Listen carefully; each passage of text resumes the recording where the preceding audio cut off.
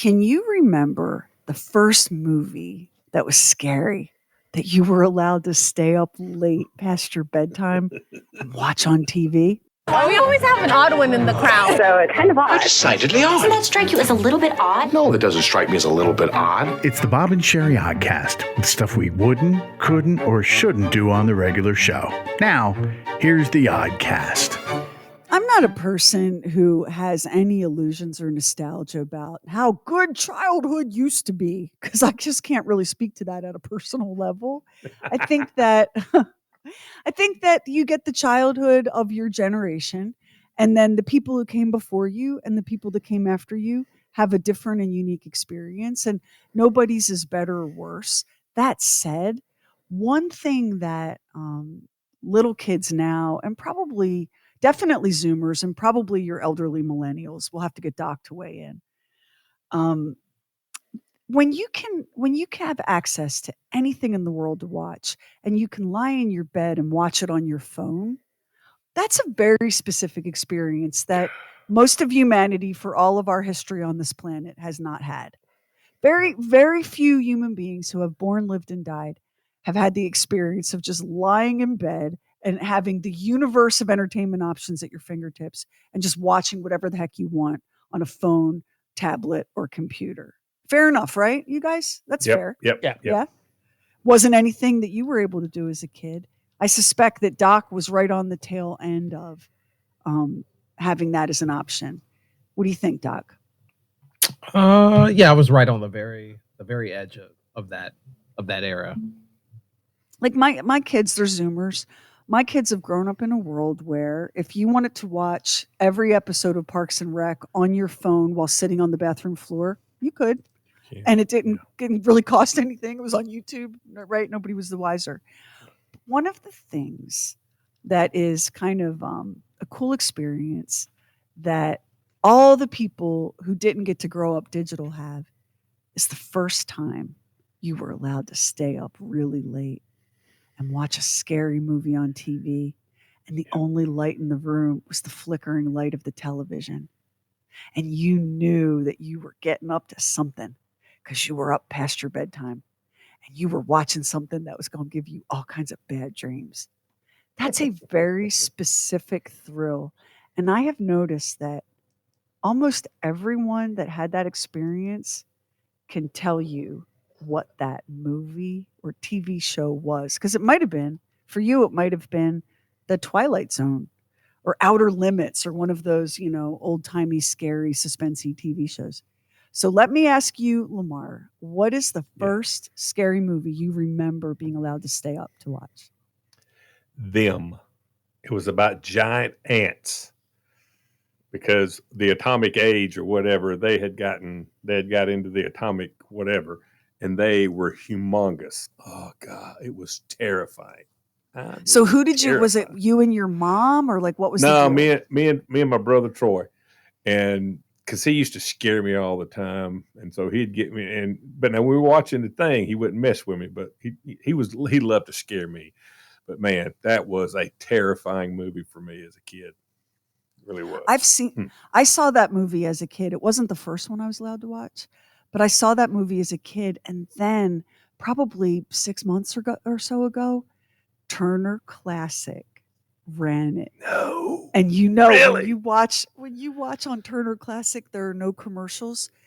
Yeah. It was fantastic. I know you were thinking I was going to say, "Oh, it was so campy and stupid or whatever." No, it would have been great. So good. It was so good. And the thing is, like, now you have to be ready for the special effects, which are hilarious. But huge it's back still then. terrifying. Huge back then. A giant ant with big mandibles, whatever you want to call it, pinchers or whatever. Oh my gosh. And that thing, and it made that funny noise, and it's moving. That was big time in that day. Yeah. Oh, it's so good. And it's so suspenseful and dramatic and intense. And it's one of those movies where the military men all speak like this. Yes, ma'am. And everything about it is like this perfect slice of American pop culture that you didn't have to be alive to even understand. Like when you're watching that, you understand that you are seeing like a time capsule of the way that we used to trust authority, right? Because in the Oh, movie yes. Them, we just know that the authorities are gonna save us. Yep. Good luck finding anybody who thinks that today. And that had some big stars in it. You know, Fess Parker, James Arness. I mean, there was some big time stars in there. Mm-hmm. Okay, Max. So, how about you? What's the first scary movie you remember being allowed to stay up late to watch? It was The Omen, and I believe it was with my brother as well. And I remember we stayed up and watched it, and it was the one that had Gregory Peck and Lee Remick in it, and they had the son, And that the boy's name was Damien, Damien. and I never trusted anybody named Damien the rest of my life. Did anybody ever name their kids after that? Yeah, Damien? they did. That Sure, shit- yeah, they did. The thing about there were so many things about that movie that scared me. Well, the devil, which you know how I feel about devil movies. Damien, the boy, that dark hair and that pale skin and that expression on his face. Like you just knew that kid had a weird smell. You know what I'm saying? Like, some kids have a weird tremendous, smell. yeah. You just knew that kid had a weird smell. He was tremendous, that kid. He was tremendous. So good. And I also have to observe that between your brother and Lamar's brother, brothers are the gateway drugs to sadism, apparently, because they're all terrible. Yeah. How about you, Doc? Did you have that experience? Yeah, so it wasn't a movie, it was a TV show. So Saturday evenings were pretty interesting at our house because we would go from watching Star Trek The Next Generation to Cops and America's Most Wanted. And then, once it's time to go to bed, my younger sister's time to go to bed, I'd be allowed to watch Tales from the Crypt on HBO. Whoa. Yeah. Ooh. That was big time. Shut up. That's a really scary show. I had issues with Tales from the Crypt. Was there It's an so episode creepy. that haunted you in particular as a kid? Not that I can remember. All I can remember is just the crypt keeper being so weird and creepy. Yeah. You know what it was for me? So before we moved to Wyoming, my dad always wanted to be a cowboy, which whatever. So before we moved to Wyoming, my parents were both from South Philly. My dad grew up hanging on street corners with guys like that grew up to be doo-wop singers, like famous doo-wop singers. And my mom was about 4 or 5 years younger than my dad. So he's 21 and hanging out with Fabian. And my mom is at an all-girls Catholic high school. So you can see how, the oldest story in the world went down, right? So when my parents were married, my dad got a job at the Philadelphia Gas Company, and he worked nights. He worked third shift, and so it was just my mom home alone with me and my big brother and my little brother. And one night, I guess I had gotten up for a million drinks of water or whatever, and my mom finally said, "Bring your blankie, and you can come out here with me." And so I go out, and all the lights are off in the living room, and the TV is on. And it's the $1 Million Movie, which was some independent channel out of Philly. And the movie was The Children of the Damned. So let me read you the plot synopsis for The Children of the Damned. Here we go.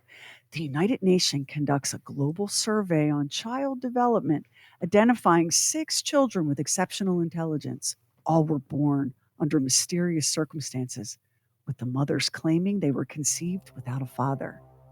Brought to London to be studied, the children escape to an abandoned church. Alarmed by the children's telekinetic powers, the government prepares to destroy them, while psychologist Colonel Tom Llewellyn tries to convince the authorities to spare them. This is my first scary movie. I'm like maybe 5. And my dad is never home because he works third shift. And when he does come home, he goes to bed before we get up and go to school. And then when we come home from school, we go out in the backyard to play, and he eats something, and my mother irons his shirt, and he goes back to the gas company.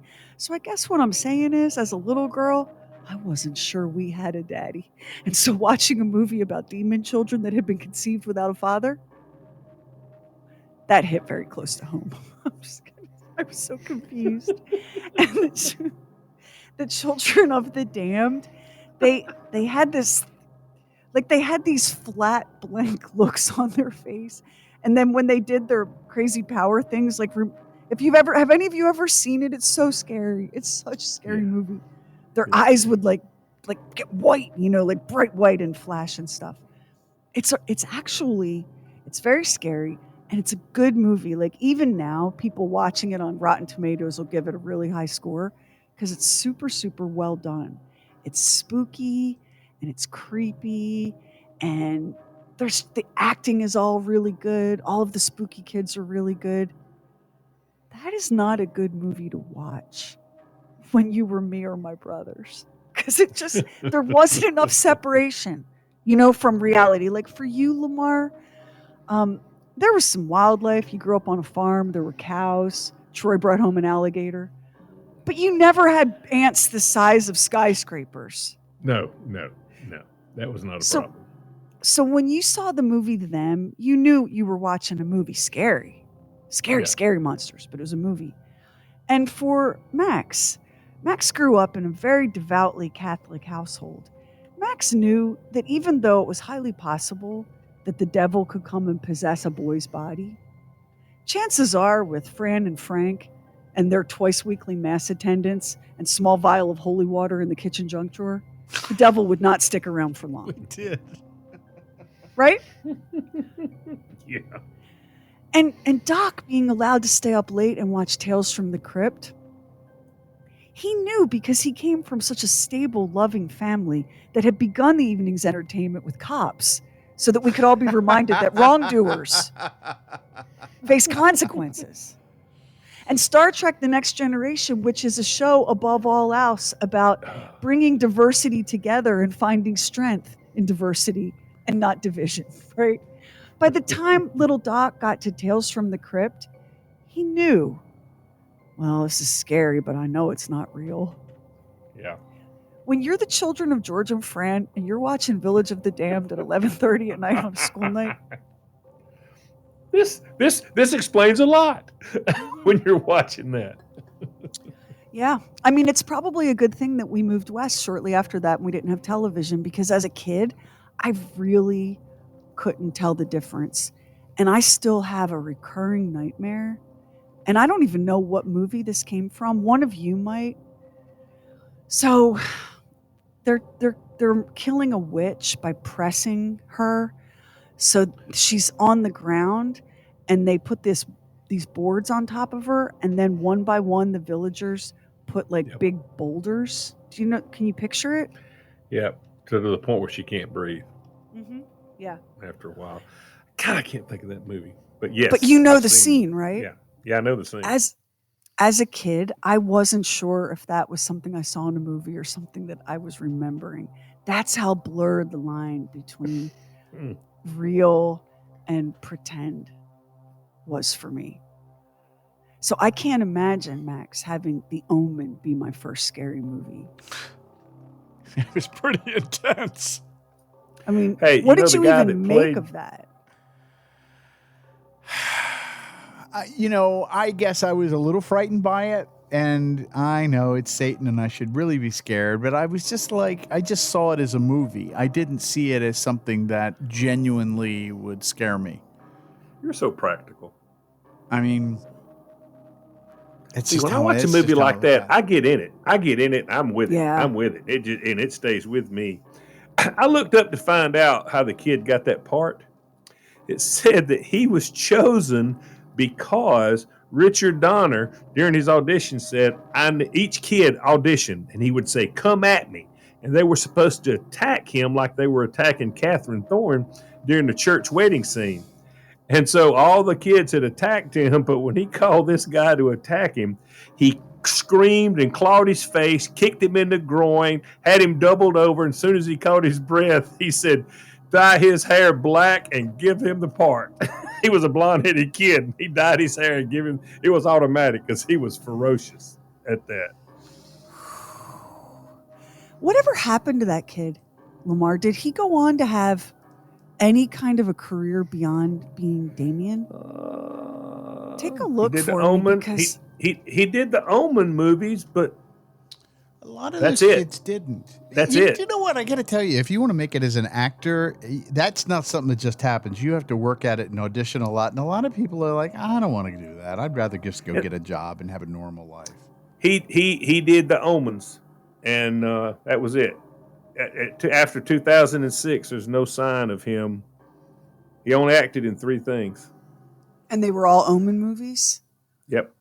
Ooh, there's something weird about that, isn't there? Yeah. Something Yeah, there is. unsettling. So there was the one in 1976 was the original one, and then there was the remake in 2006. I am so glad that The Exorcist, The Omen, none of that was my first exposure. I mean, I'm here to tell you that The Children of the Damned didn't do me any favors either. I'm really jealous of Lamar. I think Radioactive Ants would have been a much more wholesome way to go. So the little kid in the original Omen from 1976, on January 13th, 2017, he was given a suspended prison sentence for a road rage attack on 2 cyclists. Okay, I want you to imagine you're pedaling along, lost in your thoughts, and the kid from The Omen is charging toward you. I'll tell you what's interesting, though. The kid that played the kid in the first one had a cameo as a reporter in the remake in 2006. Oh, that's a cool touch. Yeah. That's a cool touch. That is cool.